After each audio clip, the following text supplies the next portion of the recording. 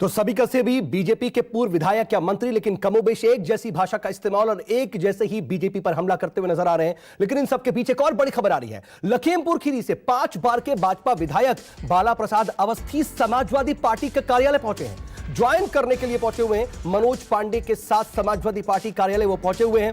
यह बात कही जा रही है विधायक बाला प्रसाद भी अब समाजवादी पार्टी के दफ्तर पहुंचे हुए और समाजवादी कार्यालय के बाहर लगातार कई नेताओं और विधायकों या पूर्व विधायकों का तांता भी दिखाई दे रहा है। गहमा गहमी वहां पर लगातार है। शाहजहांपुर की धौरहरा सीट से विधायक है। लखीमपुर अशोक तिवारी इस वक्त मेरे साथ मेरे सहयोगी लगातार बने हुए। अशोक, देखिए कुछ और अपडेट्स, कुछ और खबरें भी सामने आ रही हैं अब ये।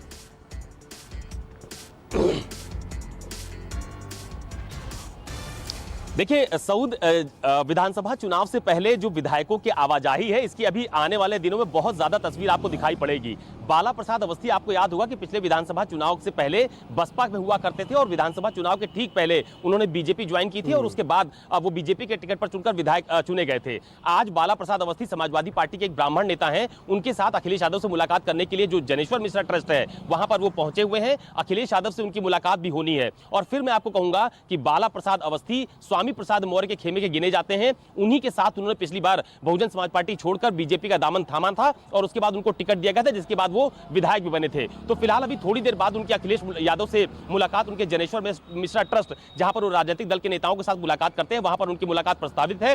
समाजवादी पार्टी के जो संगठन के लोग हैं लखीमपुर के आसपास के, वो भी इस वक्त समाजवादी पार्टी कार्यालय में मौजूद है। उनकी भी अखिलेश यादव से मुलाकात होनी है। तो लगातार आप देखिए कि जो नेता हैं जिनको भी ये लग रहा है कि बीजेपी में उनके टिकट कटने की संभावना बन सकती है या फिर वहां पर वो ज्यादा बेहतर प्रदर्शन नहीं कर पाएंगे, वो लगातार बीजेपी से किनारा कसते हुए दूसरी पार्टियों की तरफ अपना कदम बढ़ा रहे हैं। और उसी की तरफ ये देखा जा रहा है कि अभी बाला प्रसाद अवस्थी की अखिलेश यादव से मुलाकात होगी और जैसा कि हम लोग लगातार बीते कई दिनों से देख रहे हैं, थोड़ी देर बाद मुलाकात की एक तस्वीर भी ट्विटर पर साझा की जाएगी और ये कहा जाएगा कि उनका सम्मान भी समाजवादी पार्टी में पूरी तरह से सुरक्षित रखा जाएगा। तो अभी बहुत सारी आवाजाही उत्तर प्रदेश में सऊद हम लोग देखेंगे। जिनका भी टिकट अपने राजनीतिक दल में सेफ नहीं लगेगा वो दूसरे दलों की तरफ बढ़ेंगे, वहां से वो टिकट की पैरवी करेंगे, वहां से वो टिकट लाएंगे और विधानसभा चुनाव में उम्मीदवारी अपनी जो दावेदारी है उसको वो पेश करेंगे। तो इस तरह की बहुत सारी राजनीतिक घटनाक्रम की तस्वीरें अभी हम लोग उत्तर प्रदेश चुनाव से पहले बदलते हुए देखेंगे, देख रहे भी हैं। और कोई इधर चला कोई उधर चला वाली स्थिति नजर आ रही है। और ऐसा नहीं है कि सिर्फ बीजेपी से ही टूट करके तमाम लोग आ रहे हैं। समाजवादी पार्टी के भी बीजेपी में आ रहे हैं, कांग्रेस के भी बीजेपी में जा रहे हैं।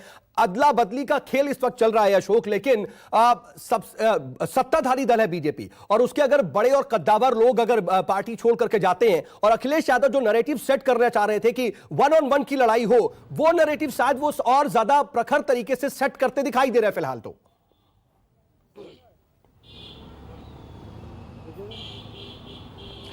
देखिए एक बात और है, अभी मैं आपको बताऊं कि आज सुबह जब मायावती जो बीएसपी की प्रमुख है उनकी तरफ से एक ट्वीट किया गया था और आपने देखा कि 2 बड़े नेताओं की उन्होंने जो दावेदारी है वो सार्वजनिक कर दिया, यानी पार्टी की तरफ से उनको अधिकृत उम्मीदवार घोषित कर दिया गया। पश्चिमी उत्तर प्रदेश के दोनों नेता थे जो अलग राजनीतिक दलों से को छोड़कर मायावती की पार्टी में शामिल हुए। उसके बाद उनकी उम्मीदवारी पर पुख्ता मुहर मायावती की तरफ से लगाई गई। अब दूसरी बात जो सवाल आपने खड़ा किया गया, आपकी तरफ से खड़ा किया गया, समाजवादी पार्टी की तरफ से पूरी कोशिश की जा रही है कि यह चुनाव समाजवादी पार्टी का गठबंधन बनाम बीजेपी को लेकर जनता के बीच में एक संदेश दिया जा सके और वो तस्वीर फिलहाल बनती हुई आपको नजर भी आ रही होगी। हालांकि बीजेपी के नेताओं से भी मैंने बात की कि इस तरह से लगातार बीजेपी विधायकों का पार्टी छोड़कर जाना उनके लिए कितना नुकसानदेह साबित हो सकता है। तो उनकी तरफ से यह कहा जा रहा है कि जितने भी लोग इस वक्त पार्टी छोड़कर जा रहे हैं, दरअसल ये पार्टी का मूल काडर थे ही नहीं। पिछले विधानसभा चुनाव में वो दूसरे दलों से हमारे दल में आए थे, हमारे दल से उनको टिकट दिया गया और वो विधायक बने। और इस बार जब वो दूसरे दल में जाकर चुनावी मैदान में उतरेंगे तो उनको उनकी वास्तविक स्थिति का एहसास भी हो जाएगा। लेकिन जब आप देखिए बता रहे हैं अशोक कि आपने बीजेपी के नेताओं से भी बात की, तो एक दूसरी तस्वीर भी हो सकती है।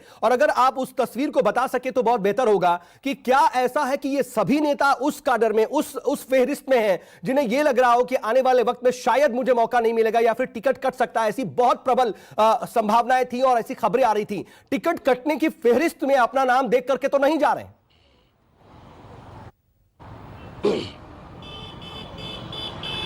देखिए ये भी एक बड़ी वजह बताई जा रही है। बीजेपी के लोगों का यही दावा है कि पिछली बार इनको पार्टी से टिकट दिया गया था और ये विधायक बने, लेकिन इनका फीडबैक, इनका रिपोर्ट कार्ड पार्टी को अच्छा नहीं मिल रहा था और इसीलिए इनको इस बात की संभावना थी कि शायद पार्टी उनको इस बार अपना अधिकृत उम्मीदवार घोषित नहीं करेगी और इसीलिए वो पार्टी छोड़कर दूसरे दलों की तरफ बढ़ रहे हैं। तो ये भी एक बड़ी वजह मानी जा रही है। आपको याद होगा कि बीते दिनों जब पार्टी के केंद्रीय नेतृत्व के साथ यूपी के बीजेपी नेताओं के साथ बैठक हुई थी तो उसमें ये कहा जा रहा था कि तकरीबन 100 से ज्यादा ऐसे सिटिंग एमएलए होंगे जिनका टिकट इस बार पार्टी की तरफ से काटा जाएगा। जाएगा। और जब इस तरह की भगदड़ आपको देखने को मिल रही है कि कई सारे विधायकों ने पार्टी छोड़ दी, 3-3 मिनिस्टर्स ने लगातार अपना एक-एक दिन करके इस्तीफा दे दिया और उनका जो रुझान है वो एक ही पार्टी की तरफ जा रहा है, तो मैंने जो बात आपको पहले कही कि एक माहौल बनाने की कोशिश की जा रही है खासतौर से समाजवादी पार्टी और उनके गठबंधन के जो नेता हैं उनकी तरफ से कि बीजेपी के खिलाफ अगर कोई मजबूत विकल्प के तौर पर इस वक्त उत्तर प्रदेश में है तो वो समाजवादी पार्टी और उनके गठबंधन के एक बड़े नेता नैरेटिव हैं। सेट करने की कोशिश हो रही है अशोक, लेकिन जल्दी से एक बार फिर से मूल खबर पर आ जाते हैं कि आज की भी अगर बात कर ले तो आज भी अकेले 4 बड़े झटके लगे हैं बीजेपी को।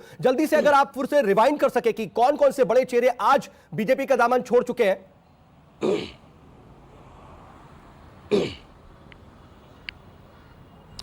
देखिए, सबसे बड़ी बात तो यह है कि धर्म सिंह सैनी जो कि योगी सरकार में मंत्री हैं, उन्होंने अपने पद से इस्तीफा दिया और अखिलेश यादव से तुरंत मुलाकात कर ली। इसके अलावा बीजेपी के एक और विधायक हैं, उन्होंने सुबह सुबह अपना इस्तीफा दिया और उसके बाद उन्होंने भी जाके अखिलेश यादव से मुलाकात कर ली। तो आज के भी घटनाक्रम को सिर्फ आज से जोड़ करना देखा जाए, बल्कि पिछले 5 दिनों से घटनाक्रम को पूरा जोड़ा जाए तो लगातार दिन प्रतिदिन, चूंकि इस वक्त उत्तर प्रदेश में बीजेपी की सरकार है, सबसे ज्यादा विधायक बीजेपी के पास हैं और पार्टी की तरफ से जो बात समझाने की या बताने की कोशिश की जा रही है, मैं बीजेपी की बात कर रहा हूं, उनकी तरफ से संदेश देने की कोशिश की जा रही है कि दरअसल जितने भी लोग हमारा दल छोड़कर जा रहे हैं वो हमारी पार्टी का मूल काडर नहीं है, वो दूसरे दलों से आए थे। पिछली बार उनको बीजेपी ने टिकट दिया था, वो विधानसभा का चुनाव हमारे टिकट पर लड़े, इसलिए वो जीते थे और इस बार उनको वास्तविक स्थिति का एहसास होगा जब वो दूसरे दल पर जाकर वहां के टिकट पर चुनावी मैदान में उतरेंगे। तो ये दोनों दलों की तरफ से, खासतौर पर बीजेपी चूंकि सत्ताधारी दल है, अगर उससे कोई भी मंत्री इस्तीफा देता है तो वो अपने आप में एक बड़ी बात मानी जाती है, बड़ा राजनीतिक घटनाक्रम माना जाता है।